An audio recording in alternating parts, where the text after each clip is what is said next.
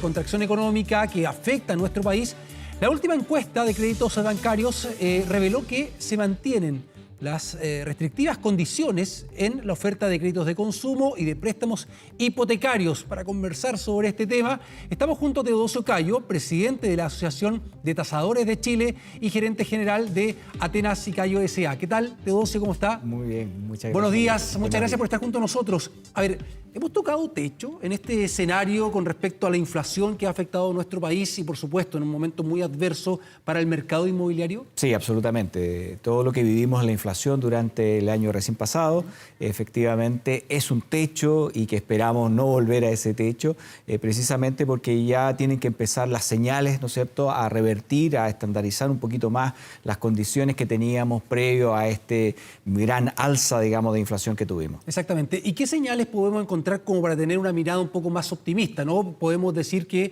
llevamos 3 caídas consecutivas, por ejemplo, en la tasa de interés, en los créditos hipotecarios. No sé si también por ahí podría venir una evaluación en ese sentido. Hay varias señales. Una de ellas es que el gobierno, ¿no es cierto?, ha presentado un anteproyecto de ley, ¿no es cierto?, que permite un fondo de garantía estatal que apunta no solo a las personas que necesitan hoy día tener su vivienda propia, sino que también apoya a la empresa que debe construir esas construcciones y por lo tanto este fondo podría ser una muy buena señal para que ambos actores, ¿no es cierto?, puedan juntarse claro, con el respaldo del Estado para que efectivamente exista una reactivación, bajemos el déficit habitacional y también, ¿no es cierto?, los precios, ¿no es cierto?, empiecen a normalizarse. Exactamente, usted lo señalaba, ¿no?, con este proyecto entregado por el gobierno, que ojalá sea ley, ¿no?, teniendo en cuenta el anhelo de muchas familias de nuestro país que quieren tener su casa propia, en este caso para quienes quieran acceder a la primera vivienda, una garantía estatal de un 10% para el pie de vivienda hasta 4.500 UF. Hasta 4.500 UF. ¿Me parece una muy buena medida? Una muy absolutamente, porque apunta precisamente a sectores de ingresos medios que no pueden optar o que no tienen la posibilidad de entrar dentro de los subsidios y por lo tanto es un grupo de personas que lamentablemente por mucho tiempo no había podido ser apoyada de alguna manera y esto es un fondo de garantía estatal permanente y por lo tanto eso también le da un foco, digamos, de observación a la economía que nos permite, ¿no es cierto?, reactivar, sobre todo, ojalá, durante este año. Ya, y ahí, claro, los dos entes dentro de este mercado, ¿no? Las personas que puedan acceder a la compra y quienes quieran vender, en este caso también con el programa que apoya a quienes quieren construir, en este caso, ¿no?, a propósito de lo que hemos vivido en el último tiempo. Sí, de hecho, hoy día para las empresas inmobiliarias, constructoras, es muy difícil llevar adelante un proyecto inmobiliario porque las tasas precisamente de financiamiento están demasiado altas. Hoy día hay tasas del 7,5% comparado con unas 2,5% que se tenía, ¿no es cierto?, hace un tiempo atrás. Y por lo tanto hace inviable un proyecto. Pero bajo estas condiciones, por supuesto, existen los recursos o estarían el aval, ¿no es cierto?, para poder generar, ¿no es cierto?, estos nuevos proyectos y sobre todo porque disminuye el riesgo. Es muy distinto que una persona llegue a pedir un crédito a que el Estado, ¿no es cierto?, garantice que ese crédito, ¿no es cierto?, de no pagarse, el Estado va a concurrir con un porcentaje. Y eso es una señal positiva. Perfecto. Y si queremos proyectarnos, ¿esto podría ya entregar señales optimistas en el corto plazo? Absolutamente. Es decir, necesitamos, por supuesto, que esa ley sea aprobada lo más pronto posible, porque también hay un plazo que se le da, ¿no es cierto?, al presidente de la República de 1 año para conformar una parte importante de ese fondo, que son 20.000 millones, y por lo tanto no es menor, y entre más pronto podamos tener esa primera parte del fondo, obviamente más fácil sería para las instituciones financieras poder optar a la licitación que se va a hacer de este fondo que garantice estos nuevos créditos. Ahora, ¿qué pasa, por ejemplo, usted como experto, ¿no?, en este ámbito,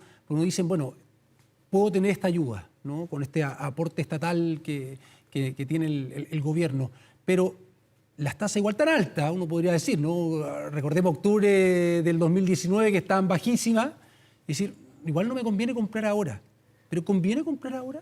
A ver, las tasas, por supuesto, si las comparamos con el octubre del 2019, están muy por encima, ¿no es cierto?, de ese casi 2% que teníamos. Hablamos, perdón, ahora de un promedio de un 4,4%. 4,27 es el último número que está saliendo como promedio. Teníamos un 4,64 a finales del cierre del año pasado y por lo tanto ya hay una nueva señal a la baja. Ahora, con una garantía estatal incluso podríamos ver un punto porcentual en esa tasa hacia la baja. Por lo tanto, es bien importante. La otra señal importante es que la inflación para este año también no vamos a estar del orden del 13%. Incluso en la expectativa más pesimista hablamos del 6,5%, 7%. Por lo tanto, es mucho menos de lo que vivimos el año pasado.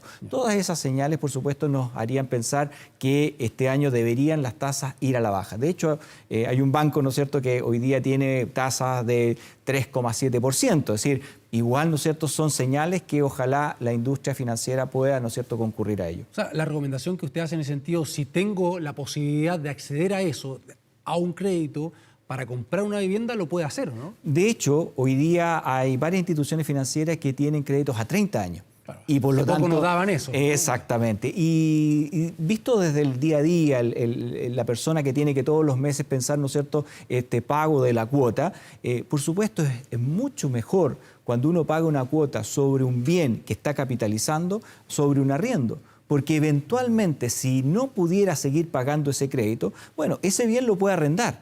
O vender. O vender. ¿Ya? Y por lo tanto, en esas condiciones, todo lo que pagó se capitalizó. Todo lo que pagó no...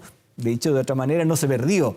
Y por lo tanto, siempre va a ser una muy buena opción comprar hoy con el bien que ya encontré, con el bien que me puedo proyectar, a arrendar y esperar a condiciones que a lo mejor no se van a dar en el tiempo que uno quiere, ni va a estar el bien cuando nosotros lo queramos. ¿Lo mismo para quienes, por ejemplo, quieran invertir en una segunda vivienda? De todas maneras, aunque en la segunda vivienda, por supuesto, ahí hay otras restricciones. Exactamente. Por supuesto, no es la primera prioridad de las personas. Ahora, si esa segunda vivienda o ese segundo bien es de inversión y por lo tanto va a generar ingresos, también es una buena opción, porque ese ingreso, hoy día hay que pensar que muchas personas están optando al arriendo. Exacto. Y esa demanda está latente. Entonces, con ese mismo ingreso uno puede paliar lo que es la cuota. Y como existe una portabilidad financiera que se aprobó el año 2020... Puede ser más fácil. Exactamente. Ya. Uno, cambiando las condiciones, podríamos efectivamente cambiar a otro crédito en condiciones mucho más favorables, sobre todo porque hoy día, por ejemplo, también existe la posibilidad de que una persona tome una tasa flexible baja en este minuto. Perfecto. Y cuando empieza a subir, por supuesto, poder cambiarla a una tasa fija, que sería lo más recomendable siempre. Claro. ¿Da lo mismo si una vivienda usada, una vivienda nueva? En general, las viviendas nuevas tienen mucho más facilidades porque los estudios de título ya están hechos, porque las valorizaciones de esto ya está determinada. En el caso de la vivienda usada, muchas veces el trámite es más largo, lo que se llama la gestoría documental, ¿no es cierto?, se demora un poco más. Pero en términos globales, sí, en realidad uno podría comprar una vivienda nueva, una vivienda usada. Ahora, la ventaja de la vivienda usada es que normalmente uno puede negociar mucho más el valor de compra. Claro. Y por lo tanto también podría compensar desde ese punto de vista el precio de compra con el alza que uno ha visto, digamos, en tasa o en la inflación. ¿Qué pasa en regiones? Hablamos mucho y nos concentramos muchas veces, y la gran mayoría de las veces, en la región metropolitana. Pero ¿qué pasa con el dinamismo que pueda existir dentro del mercado inmobiliario en distintas zonas de nuestro país? Bueno, hay regiones que hoy día llaman bastante la atención porque generan rentabilidades, sobre todo para los inversionistas, muy buenas. Hay zonas en Iquique, algunas en Antofagasta, por ejemplo. Con la minería en Antofagasta. Claro, que un departamento de 1 o 2 dormitorios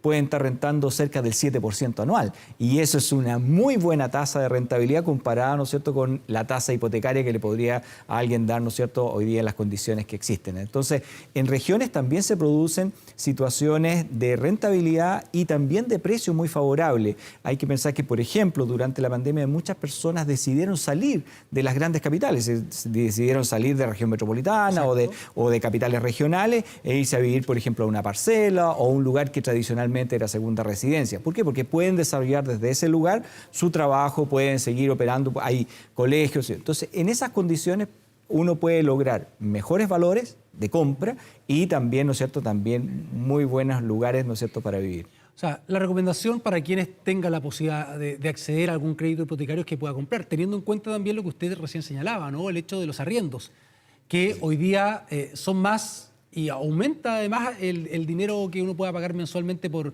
la vivienda, por la casa, departamento en la que está viviendo, ¿no? Sí, siempre hay que considerar que el arriendo, ¿no es cierto?, es una capitalización para la persona que es dueña de la propiedad, ¿ya? Y por lo tanto el arrendatario le va a ayudar a capitalizar, ¿no es cierto?, este bien. En el caso del arrendatario, por supuesto, es una opción que tiene cuando no tiene la opción de poder comprar. Y en ese caso hay que buscar las mejores opciones y esas opciones no necesariamente son en los lugares más demandados, porque evidentemente esos lugares van a tener precios más altos. A propósito de esos precios más altos en arriendo, hemos visto, ¿no?, relatos, historias de quienes están compartiendo finalmente una vivienda, ¿no? Muchas veces se habla de los jóvenes, ¿no? El joven universitario, el joven que está emprendiendo, que pueda estar recién trabajando, que no tiene el dinero para pagar un departamento, por ejemplo, de 2, de 3 dormitorios, y lo hace con 3 personas más, 2 personas más. Pero ahora incluso en familia, ¿se ha dado esto o no? Sí, bueno, de hecho la industria inmobiliaria ha tenido que ir acomodando